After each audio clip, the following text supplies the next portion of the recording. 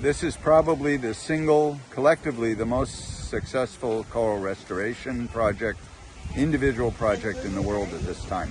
It's phenomenal. It's incredible. It gives me such hope for other parts of the Caribbean. So it's just really impressive and really inspiring. Really, honestly does give me hope for the future. It's the most hopeful I've felt about reefs.